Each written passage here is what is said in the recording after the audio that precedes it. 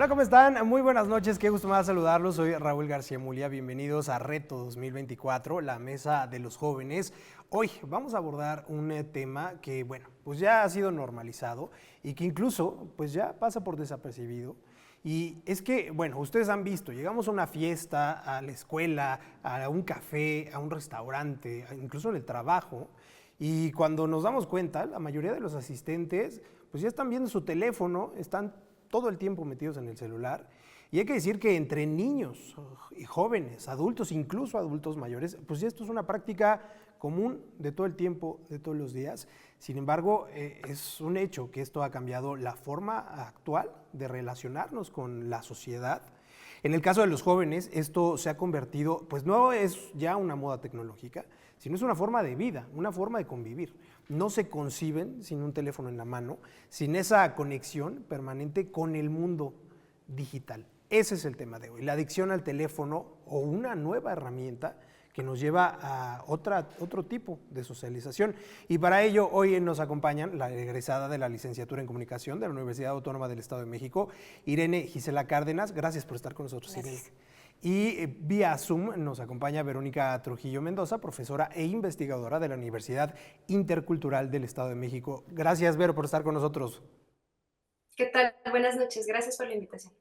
Bueno, pues antes de entrar en materia de análisis, vamos a ver esta cápsula para entrar en contexto.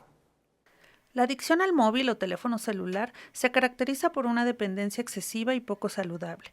La persona encuentra placer en un comportamiento repetitivo vinculado al móvil, ya sea revisando constantemente las redes sociales, enviando mensajes, haciendo llamadas o jugando.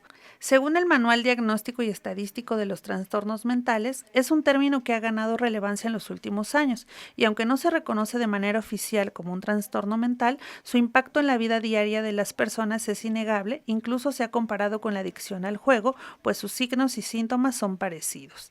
Algunas de las características de esta adicción incluyen vigilancia constante por mensajes o llamadas, uso del móvil para manejar emociones como ansiedad o depresión, pérdida del sentido del tiempo, riesgo en relaciones personales o trabajo debido al uso excesivo, sentimientos de enfado, tensión o tristeza cuando el móvil no está disponible. Esta adicción, sin embargo, afecta especialmente a los adolescentes, quienes podrían utilizar su tiempo en actividades más saludables. Un estudio de la Universidad de Kansas revela que los usuarios prefieren usar el teléfono que relacionarse con sus seres queridos, siendo las generaciones jóvenes las más propensas a comportamientos problemáticos. El 50% de ellos reconoció que revisa su celular inmediatamente después de estudiar o trabajar en vez de realizar cualquier otra actividad. Las horas pantalla sin duda impactan negativamente en la vida y desarrollo personal de los estudiantes, convirtiéndose en un tema preocupante para las generaciones presentes y futuras, por lo que es esencial promover un uso equilibrado y consciente de la tecnología para mantener el bienestar y las conexiones humanas genuinas.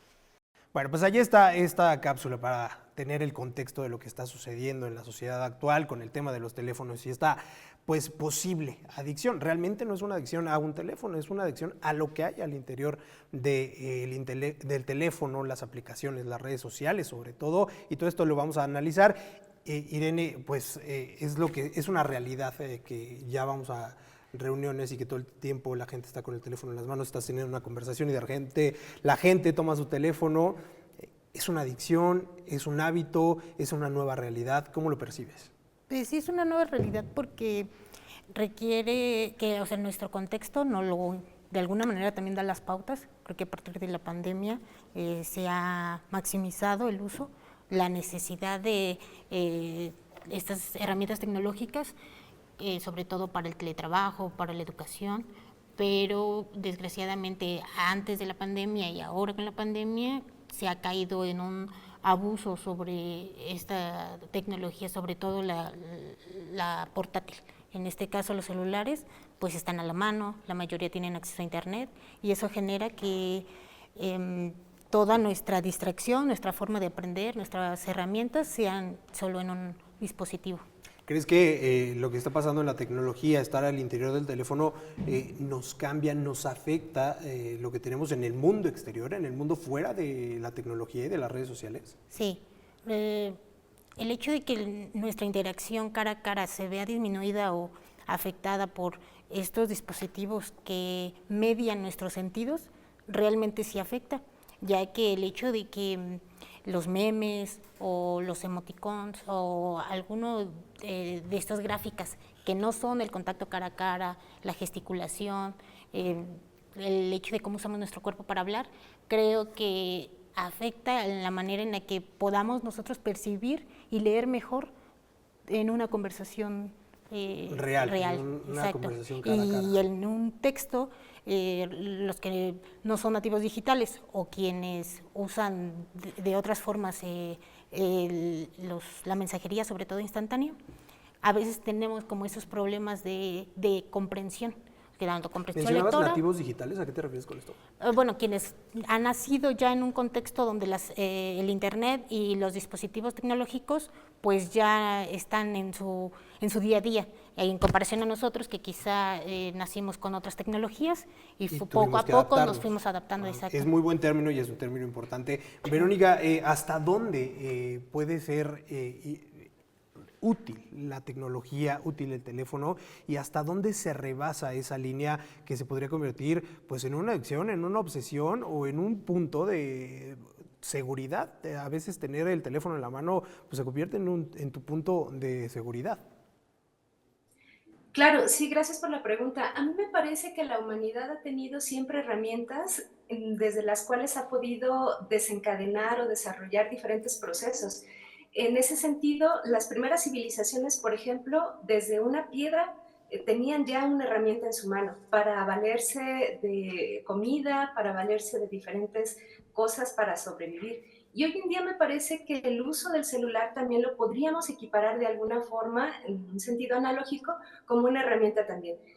Por supuesto, una herramienta que nos trae posibilidades de comunicación con personas que están en otro país, con personas que han migrado a otro estado, diferentes asuntos de migración y de separación también de familias, de personas, de amistades, pero también nos lleva a una dinámica que nos podría encaminar a una situación más bien preocupante en el sentido de enajenación y un proceso, digamos, de inclusión o de exclusión más bien de nuestras propias actividades diarias, de nuestras propias actividades cotidianas con la familia. En ese sentido, me parece que el celular, en la medida que tengamos un uso consciente, un uso también racional, un uso adecuado, un uso que provenga desde un ámbito educativo, educarnos para el uso de estas nuevas tecnologías y en este caso claramente del celular, podremos tener una generación un poco más consciente de esta herramienta comunitaria. Una herramienta importante que también tenemos, bien lo dices, que discernir entre qué es lo bueno, qué es lo malo y hasta dónde parar. ¿Tú crees que el uso de las redes sociales, particularmente las redes sociales, a veces el teléfono nos lleva a la mensajería instantánea, el WhatsApp, Instagram, ahora TikTok, estar viendo videos, puede ser un escape de la realidad? Sí. Me parece que en cierta medida sí es un poco en ese sentido una vertiente que nos da un panorama para poder mirar otras cosas y evadir de cierta manera las realidades en las que estamos inmersos. Sin embargo, también me parece que tiene ejemplos concretos desde donde nosotros podemos aprender. Hoy en día en la educación, por ejemplo, hay diferentes plataformas que se han ocupado, el Facebook, el TikTok, etcétera, donde hay contenidos educativos y que son de alguna forma llamativos para los estudiantes y que pueden también aprender en pequeños momentos, en pequeñas cápsulas, información importante ahí para su vida académica. Entonces, me parece que el consumo del Internet y la información que hay también en los dispositivos, en el caso del teléfono, pues es muy amplia. Más bien, por eso decía, un poco la educación para ver, para mirar, para buscar contenidos concretos, es lo que nos podría orientar para un mejor uso. Y gracias, Verónica. Irene, platicamos, el escape de la realidad, pero incluso ya lo vemos desde los jóvenes, desde los adolescentes, que están en constante chequeo de las redes sociales, pero ya también lo vemos con los papás, con los abuelitos, incluso, que de repente ellos sí están en la reunión, pero están en el TikTok, o están viendo Reels, o están viendo hasta qué punto puede ser bueno. Son necesidades también emocionales. ¿no? Que se cumplen o suplen a través del dispositivo estas interacciones, esta necesidad de pertenencia también a través de estos dispositivos, de pertenecer a una red social y tener interacciones, pero creo que también coincido con Verónica hay demasiados contenidos y el hecho de que todos nosotros nos eduquemos o nos hagamos esta conciencia y autorregulación sobre qué consumimos es aquí lo importante y de la manera en la que interactuamos, porque también podemos ver en redes sociales justamente pues mucho odio, ¿no? O sea, sí, expresiones de odio en las que pueden dañar y vulnerar a las personas. O sea, a veces el anonimato que te da usar este tipo de redes, pues genera otras dinámicas que no son pues saludables para nadie. Y la otra también es que el hecho de generar solo estas interacciones y ya no estar como presentes en la vida real, pues también genera que hay algunas personas, sobre todo los adolescentes, pues todavía no tienen como ciertas regulaciones y formación, o sea, su cerebro todavía no se ha terminado de formar, entonces estas interacciones pues dañan la manera en la que pueden comprender la realidad en sí y se puede alterar por lo que consumen y el hecho de que no estén acompañados, y todos, en realidad todos, creo que pareciera que los adultos a veces también nosotros corremos riesgo de vulnerar nuestra seguridad a través de las redes sociales, de qué cosas posteamos y el hecho de instalar aplicaciones cuyo empresa no conocemos, pues nos vulneran nuestros datos personales, delitos bancarios o suplantación de identidad, etcétera, por decir algunos, ¿no? Que en realidad hay también mucho riesgo en el ecosistema digital. Sí, importantísimo lo que comentas, los riesgos de las redes sociales son grandes, influye mucho la responsabilidad que tengamos nosotros a partir del uso de estas tecnologías, pero en el caso particular de los adolescentes, de los jóvenes, lo decías bien ahorita, Irene, bueno, pues todavía no tienen un criterio definido, todavía pues hace falta ahí el tema de los papás que estén pendientes.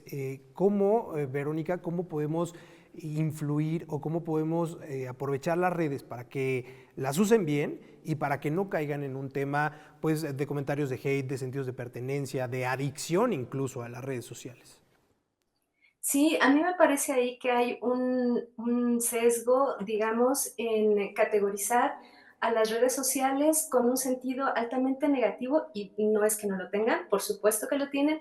Sin embargo, me parece que ahí entra de una manera muy constante y muy fuerte la labor no solamente de la familia, no solamente de los papás, sino también del vínculo o los vínculos que tenemos en otros espacios sociales. Es decir, por ejemplo, en la escuela y otros espacios de convivencia que desde lo real nos incitan o nos motivan a tener ciertos consumos de información. En ese sentido, me parece que hay un espacio bastante grande de oportunidad en el ámbito, decía, educativo, en el saber qué consumir y qué vamos a generar en ese consumo. Entonces, cuando nosotros nos dedicamos a buscar alguna información, sea una tarea, una investigación o simplemente un espacio de ocio, tenemos ahí la posibilidad de generar este juicio crítico, reflexivo y que de poco a poco vamos también generando con las personas jóvenes, los niños, los adolescentes, ¿no? Ya decíamos, jóvenes que tienen apenas se están formando, digamos, el criterio y que desde esa forma pues entonces tenemos la oportunidad también de buscar cierta información que vaya entonces aproximándonos a este juicio crítico y creativo también para el consumo de estas informaciones. En ese sentido, me parece también importante recuperar las labores que desde los ámbitos de la familia podemos generar también con los jóvenes, es decir, cuidar qué estamos consumiendo cuando estamos frente a los jóvenes, frente a los niños, y generar también este sentido de crítica cuando vemos un contenido pues no positivo para la socialización. Importantísimo lo que mencionas. Y un momento clave para la humanidad fue la pandemia de COVID-19. Nos tuvimos que aislar, nos tuvimos que encerrar y ahí fue donde hicimos uso de la tecnología, hicimos uso del teléfono, hicimos uso de las redes sociales, pues para acercarnos con lo que nos tuvieron que alejar durante varios meses, durante casi un año, durante años incluso, para no estar cerca físicamente. Sin embargo, la tecnología se aprovechó en este momento.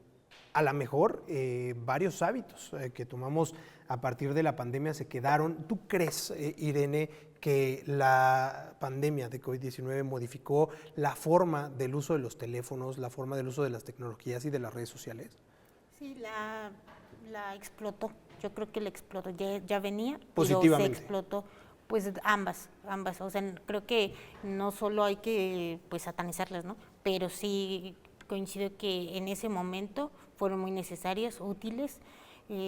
No se perdió de alguna manera el avance de los niños en la educación, o sea, en los grados, pero también generó ciertos retrocesos. Y sabemos que ciertas aplicaciones, ciertas empresas crecieron demasiado. O sea, por ejemplo, TikTok, ¿no? Terminó de introducirse al mercado mexicano, a latinoamericano, y creo que el formato en sí de esa aplicación ha modificado otras aplicaciones. Entonces, en donde el formato es un videos cortos, donde se sintetiza diferente la información y requieres de construir un mensaje diferente. O sea, entonces creo que esto sí ha venido a modificar de alguna manera cómo consumimos las redes sociales y por lo tanto que las propias empresas sí lo han aprovechado, ¿no? Exacto, lo han explotado. Ahí entra el tema del algoritmo, donde, Sí, bueno, por pues supuesto. beneficia esta adicción al teléfono. Y Verónica, lo hablábamos, el tema de las redes sociales es muy importante.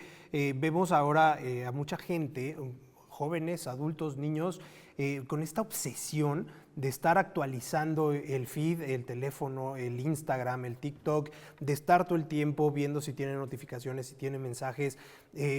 ¿Cómo pedagógicamente, cómo influye esto en la vida diaria de una persona y por qué caemos en este tipo de hábitos de estar todo el tiempo con la fijación del teléfono? Sí, a mí me parece que una forma en donde los jóvenes han también generado otras maneras de interacción, bueno, sin duda es el celular, son las redes sociales, el Facebook, con más insistencia, pues el TikTok, el Instagram, etcétera. Y de alguna manera esta generación de algoritmos nos va encaminando para el consumo en un tema específico. Si lo vemos desde el ámbito educativo, podríamos darnos cuenta que esta interacción de alguna manera se puede potencializar en favor de la educación, ya decía, generando diversos contenidos para las distintas asignaturas y que los mismos jóvenes puedan tener interacción conforme o con base en estas plataformas. Sin embargo, bueno, decía hace un momento que el cuidar el cómo consumimos y el qué consumimos me parece que es sustancial. De ahí que tenemos la posibilidad de generar un consumo, digamos, que nos pueda potencializar a diferentes aristas, perspectivas diversas, y que en ese sentido el algoritmo no siga solamente un solo patrón, sino que se vea nutrido de las diferentes formas, de las diferentes culturas o expresiones culturales que puede existir tanto en el país como en el mundo. Eso es muy importante. Ahora quisiera pasar como a la parte práctica de este tema del mundo digital, del mundo del teléfono. ¿Y qué tips nos podrías dar para regular nuestro tiempo, para regular nuestras interacciones o para regular lo que hacemos día a día en las redes sociales? Bueno, creo que también los dispositivos, justo en específico el celular, tiene ya candados en donde puedes aprovechar que tengas límite de tiempo para ciertas aplicaciones, además cuidar la vista. O sea, son demasiadas pantallas azules, la televisión, la computadora, las tablets, son luces que de alguna manera también alteran nuestro ciclo circadiano, entonces el hecho de que podamos regularlas, bajarle el brillo, como que no estar tan estimulados con los sonidos, con las luces, con los juegos, que he visto juegos muy interactivos, pero con demasiados estímulos, luces, fuego, sonido, y creo que de esa manera regular, bueno, uno cuando ya es adulto pues se tiene que autorregular a sí mismo, pero también acompañar a los demás a que piensen de qué manera se van a cuidar y de hecho pues el dispositivo no es ergonómico en sí, entonces también el hecho de ponerlo en la mano ya son dispositivos grandes, o sea, antes recordemos que un celular era pequeño, solo llamadas, mensajes, etcétera, pero han crecido y no es ergonómico. La manera en la que modificamos la mano para poder usarlo también ha generado ciertos padecimientos, ¿no? Sí, que, ya todos tenemos el dedito exacto, chueco, ¿no? específicamente tal vez los de rehabilitación podrían como decir qué cambios hay en nuestra mano y también en nuestras posturas, la manera de usar todo el tiempo el teléfono, agachar la cabeza. Sí. O sea, creo que esas cosas deberíamos de poner todos atención y autorregularnos. Yo creo que es lo mejor. Importantísimo. Verónica, por tu parte, ¿qué tips nos podrías dar, tanto para los adolescentes y los jóvenes, por parte de los papás, para que ellos estén pendientes de este tema, y también como adultos, para autorregular el uso del teléfono, de las redes sociales y de toda la tecnología? Sí, claro, a mí me parece que podríamos generar una suerte de agenda de tiempos específicos, vamos, para poder acercarnos a estos dispositivos, a estas plataformas.